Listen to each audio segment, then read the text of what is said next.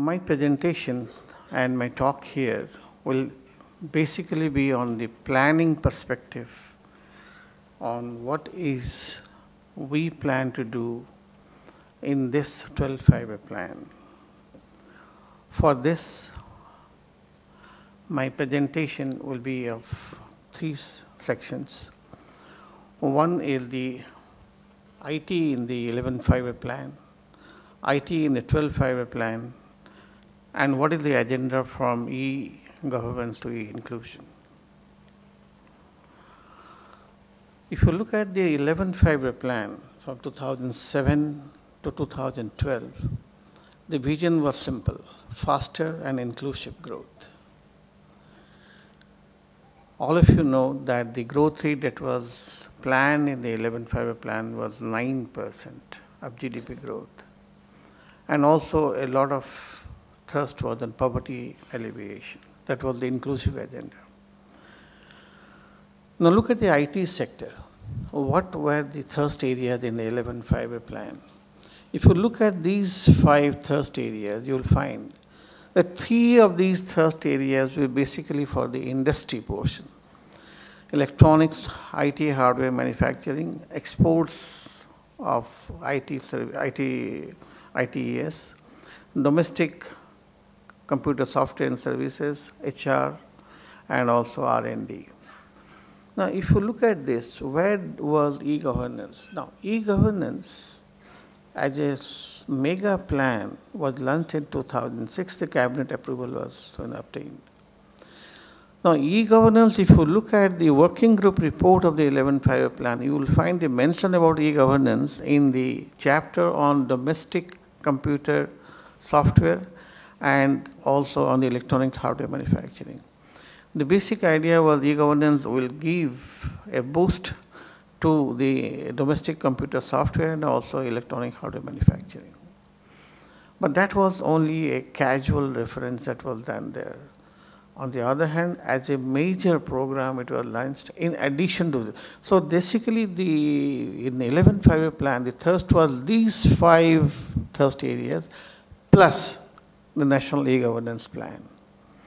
So that is how the e-governance started in the 11-fiber plan. It was a major program. It had an impact on all these 5 sectors. On the hardware manufacturing, the boost to the domestic manufacturing, the exports of software and services, domestic computer software, human resource development, everywhere there was an impact. So what I'm trying to say is e-governance was a major plan for the 11-fiber plan. Look at the difference between the 11 plan and the 12 plan. It is more inclusive. Faster continues to be there. It is more inclusive and sustainable. Now there is now thus a recognition that the inclusive agenda which was there in the 11-fiber is to be made more inclusive and also sustainable. Now that is the vision for the 12-fiber plan. Now look at the thrust areas of the 12-fiber plan. Now here I will digress for a while and say, how did these thrust areas come about?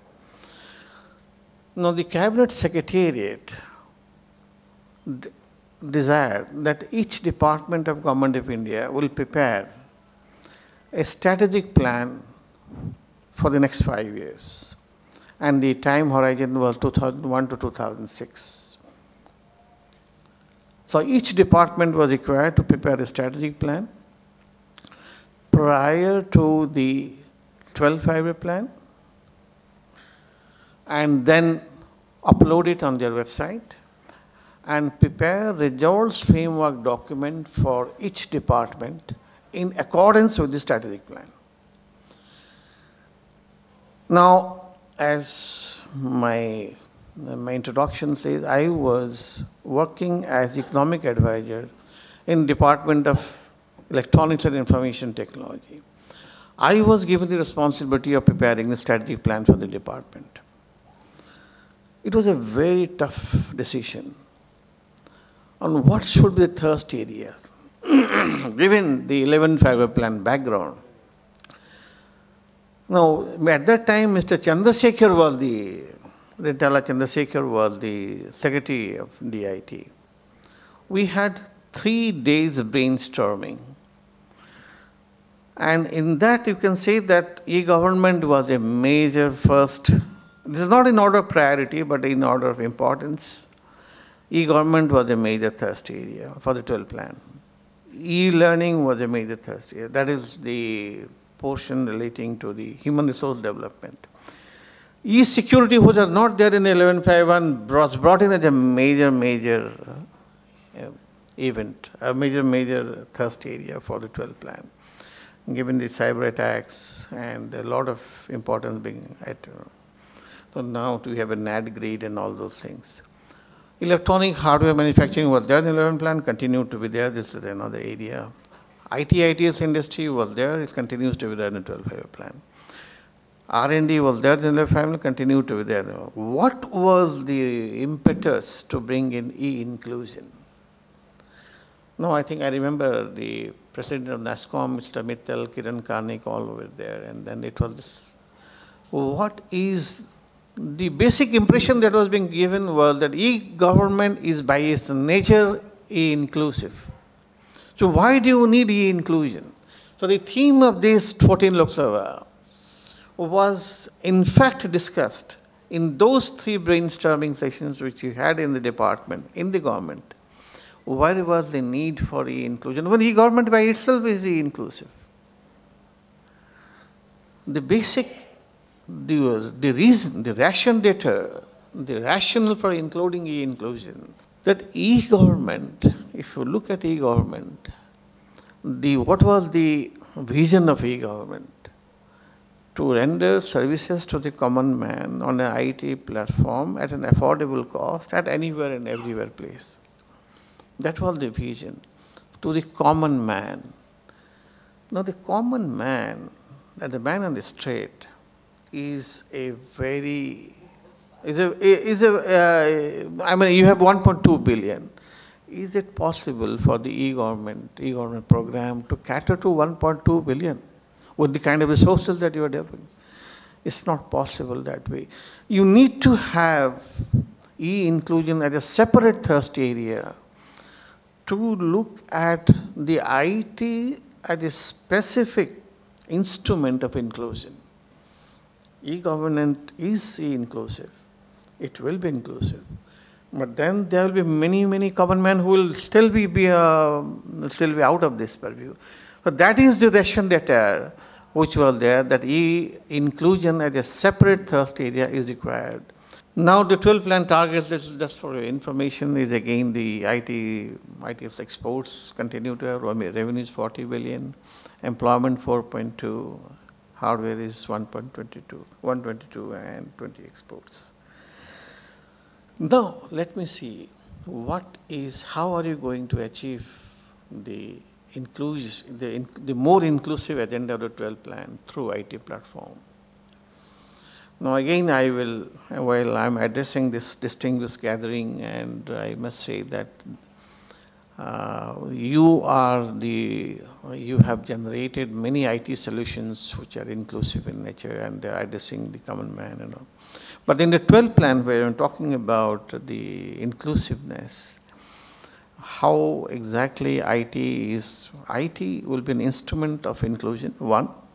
IT will be an instrument of productivity enhancement, and IT will be an instrument of building human capabilities. So the 12 plan strategy for inclusion for IT is that it must be an instrument of inclusion. It will be an instrument of productivity enhancement and building human capabilities. Now, so this is the major focus of the 12 plan as far as IT is concerned. IT will be an instrument of inclusion. In other words, the inclusive agenda, more inclusive agenda of the 12 plan is going to be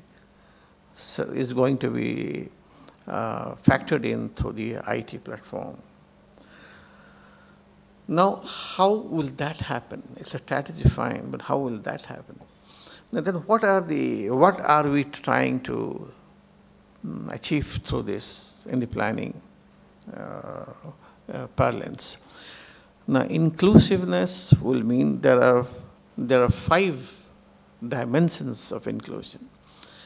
And where in each of these dimensions, the role of IT, from e-governance to e-inclusion, we are going to measure at the end of the 12 plan how much of this has happened because of IT.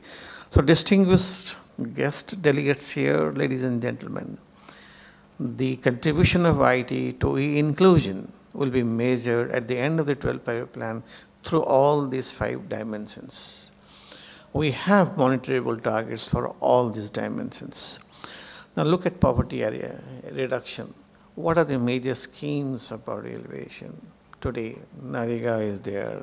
Many other schemes are there, Rajiv Awas Yojana and all that. The contribution of IT in all this through our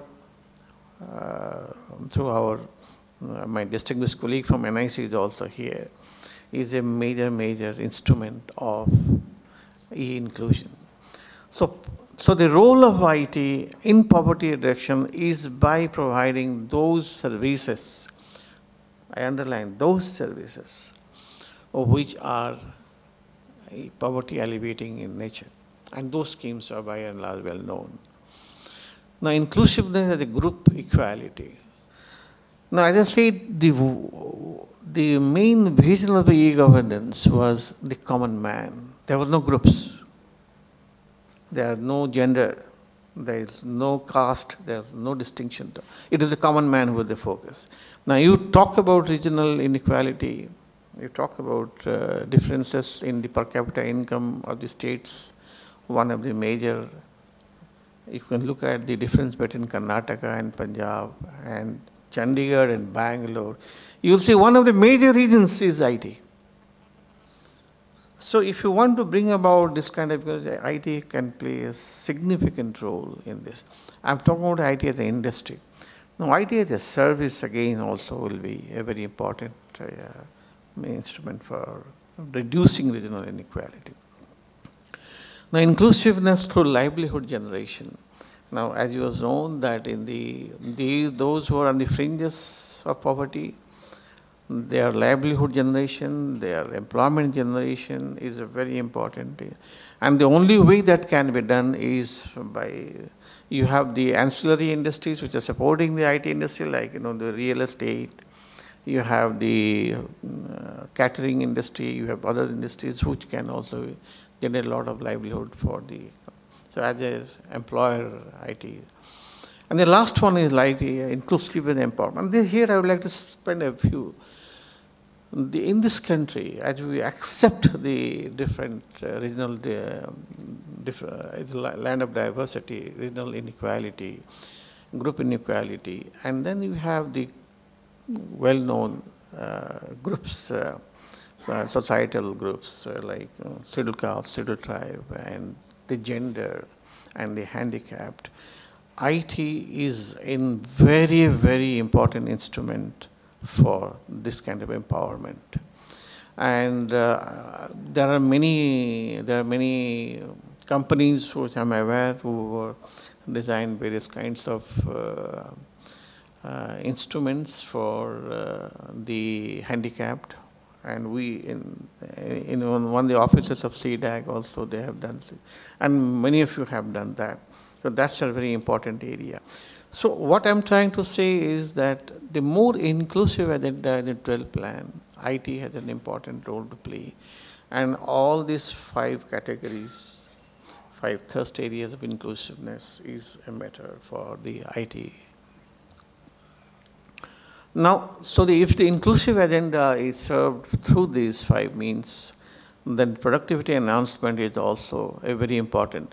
IT is a major contributor to productivity enhancement in all sectors, whether it's agriculture, whether industry, whether it is services sector.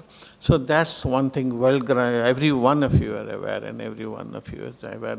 But we need to look at the enhancement through IT, how much productivity has changed due to the introduction of IT in the business processes of different industries and companies.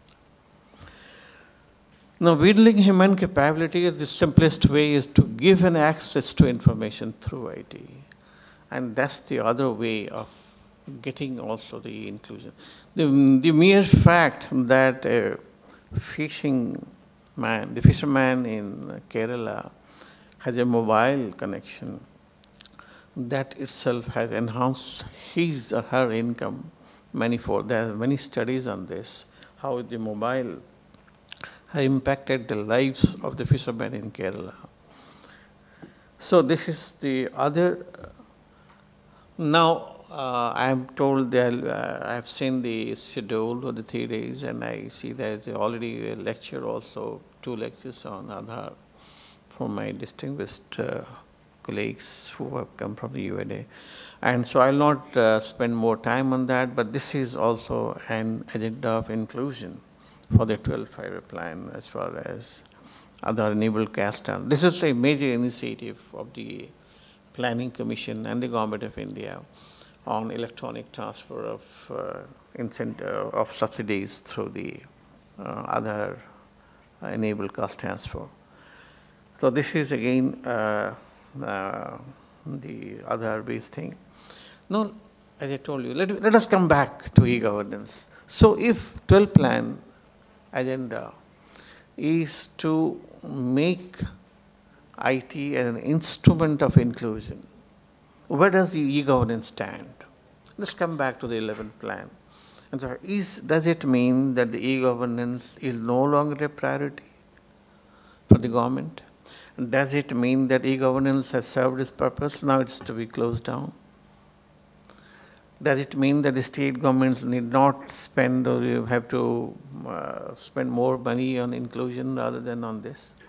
The answer is no. So the theme of this 14th technology, Express Technology Survey is rightly from e-governance to in this transition from e-government to e-inclusion is the Planning Commission's perspective is the e-government will continue to serve its purpose. Miles and miles to go. And there are lots of opportunities in the e-governance are there, and which are yet to be realized. Because the goal, as you see, is a very, very lofty goal. It's a very ideal goal. It's a distant goal as well. Is make all government services accessible to the common man in his locality through, please read this very, very carefully, through common service delivery outlets and ensure efficiency, transparency, and reliability of such services at affordable cost to realize the basic needs of the common man. So if you look at this, we have not yet achieved to that extent to what we had the target. In 2006, that was the vision when the NEGP was launched. So we have miles to go. And e-governance will continue to be a major scheme of the government in the 12th plan as of now. And so the unrealizable, the goals which have not been realized as yet from e-governance will continue to be there, and then the deployment of resources also will be there on that. So if this is this, then what have been the achievements? There are so many achievements. These are all the achievements of the different sectors which have been done by the NIC. NIC is a very important adjunct of the Department of IT and the attached office. Their contributions in all these projects are there. The list of projects are here, and all of you are aware about that. Now, if this is this, that e-governance will continue, and then the 12th plan, the e-inclusion agenda, has got 5 dimensions. Now, how do you transit, or how do you transit from e-governance to e-inclusion? In what manner? What are the key words or the key targets? Global. Look at the global world. Now, if you look at the World Economic Forum, the latest network readiness report, the World Economic Forum is again a non-governmental international agency which looks at the e-readiness status of different countries. Many countries as ranked according to that. Look at this major, the key source of innovation.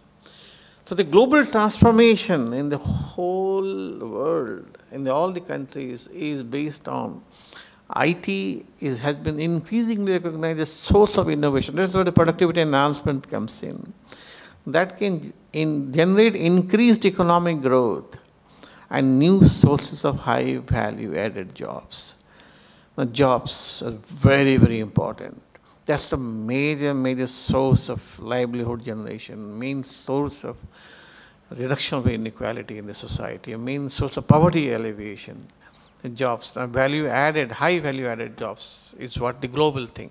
In our case, it's jobs as such, and also value added will be the next one. So, in the global scenario, all the countries look at ICT as a source of innovation and as an instrument to economic growth and new sources of value. This is where the inclusive agenda comes in, the jobs. Now, the second is the ability essential in the current information evolution and transforming the economic and social transformation of a society. So, globally, the basic thrust of inclusion is on the inclusion through generation of jobs. Because the Euro crisis, the American crisis is again a question of jobs. Now the IT industry there is also looked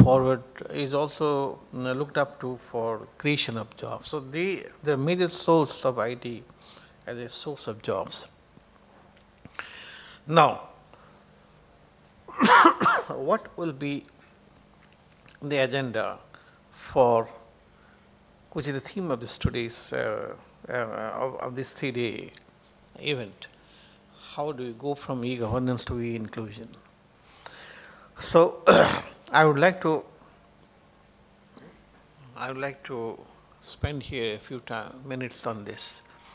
So, as you say, promote e-governance. It will continue to be a major scheme, but focus on those sectors which are which have served the inclusive agenda. Well, why agriculture? Because 60% of the population are still dependent on agriculture. I have brought in one new dimension here: environment. Now, if you look at the difference between the 11 plan and the 12 plan, the word sustainable growth was not there in the 11 plan. The sustainability, that is the environment, is a very, very important source of inclusion. And IT, the contribution of IT to environmental sustainability is very critical.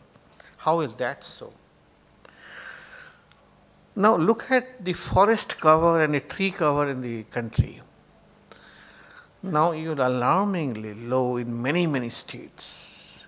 Look at Punjab, it's a very highly developed state, high per capita income. Alarmingly low forest cover, alarmingly low tree cover. It's not sustainable. And that is where the IT comes in. How does IT help you?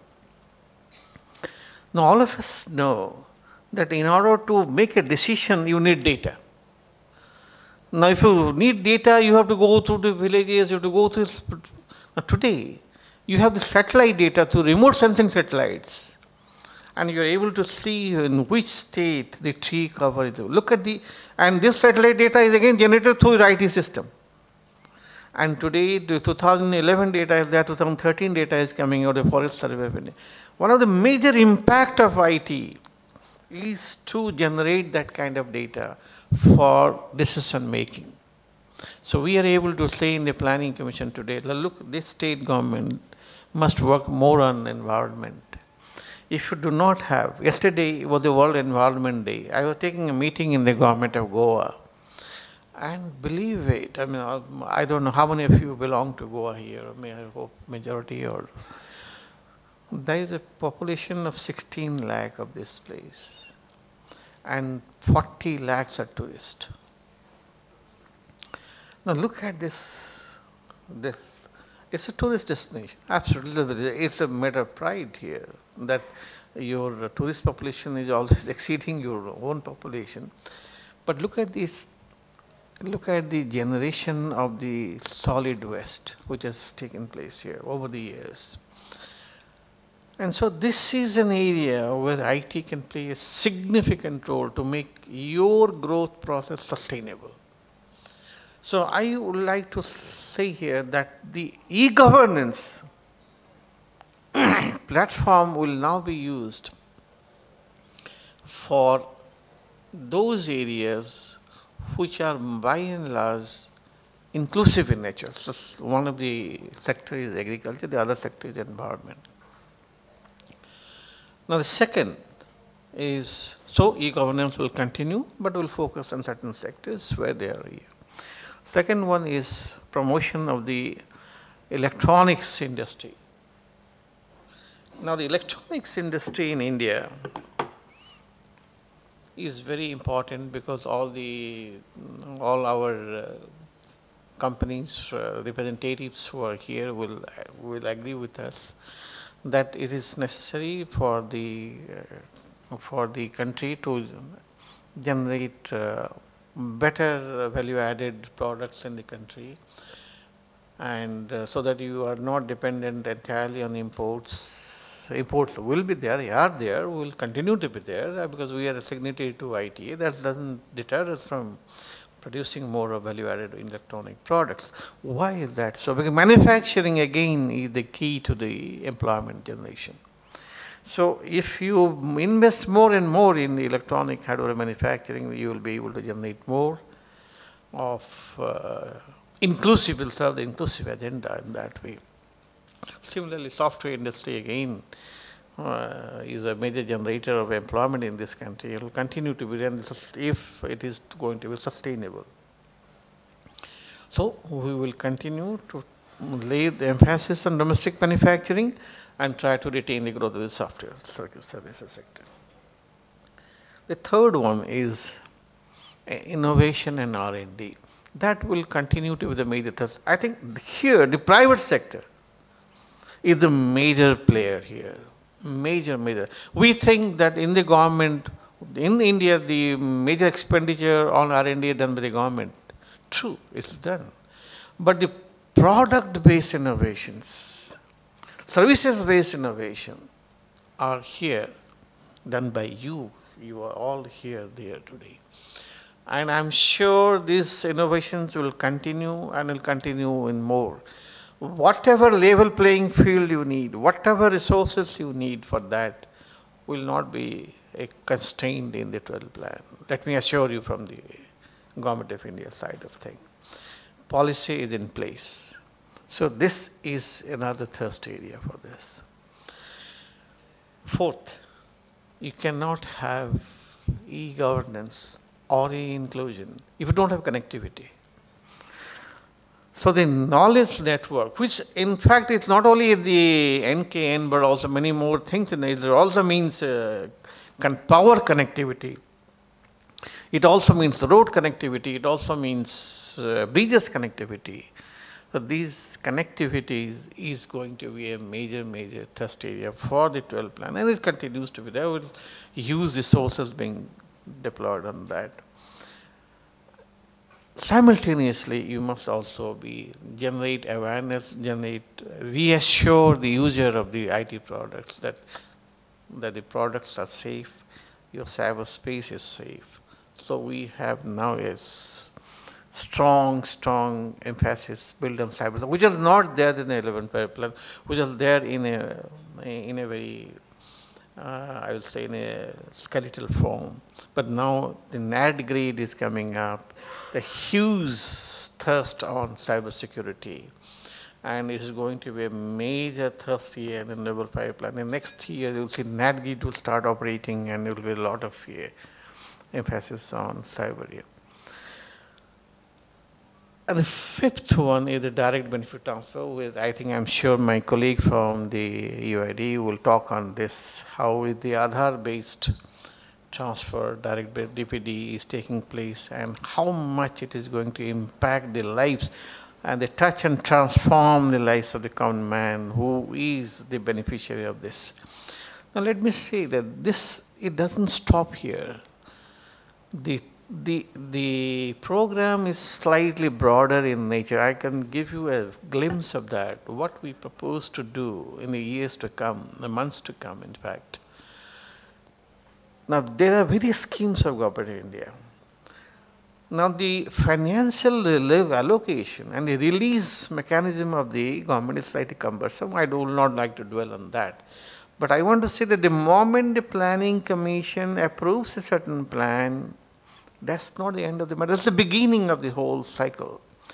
Then comes the ministries or the state governments. The state governments in turn have their own mechanism of again releasing those quantum of resources. It goes to an institution, it goes to an individual, it goes to a state government, some autonomous institutions. They then in turn release some money to different vendors or to different institutions, different individuals. Now the emphasis is to capture from the Planning Commission point of view, from this and to who the final recipient of this cash. So this direct benefit transfer will try to cover that also, in case it is possible, it is feasible, maybe in the years to come, you'll find that the whole scheme of allocation will be basically based on DBT. That's the game, that's the one which we are working on. We now have a budgetary transaction mechanism is being revisited through Ministry of Finance and all that. So what I'm trying to say here is the sixth one, direct benefit transfer, electronic transfer of money, is not only money from one layer of the government to another layer of the government. It's directly from one to the direct to the beneficiary will be the next challenge for us. Now the last one again, having said that e-governance will continue apace in fact, to serve its purpose. Do you still need certain specific schemes for the vulnerable sections of the population? The answer is broadly yes, an emphatic yes from the 12 plan perspective. You have many Naregas, you have Memaji, you have Rajiv Awas Yojana, you have many other schemes also, of which will continue to be there, will be the major source of cash transfer also. And so there is a need that you do not depend on e-governance or on hardware manufacturing or in the creation of infrastructure to serve the vulnerable sections. So specific schemes targeted at the general poor, gender, and specific sections of the population will be there, one will be the major, will also continue to be there in the 12-fiber plan. We have the 13-14 is the second year of the 12-fiber plan. We have 3 more years to grow, or 4 more years, including the current one. Now, the other one is, this being the message that I am trying to give from the Planning Commission, or I will try to see that I'll go through some of the sessions that we have for the coming 2 to 3 days and see how exactly we are able to realize this mission of which is the theme of this 3-day event. And to sum up the whole thing is the message that the government wants to give to the rest of to all the delegates and to you, the rest of the society is this. The 12-fiber plan is committed to foster more inclusive and sustainable growth. IT will play a significant role in the whole process. So all those who are in the business of providing IT solutions have a lot to contribute to innovation.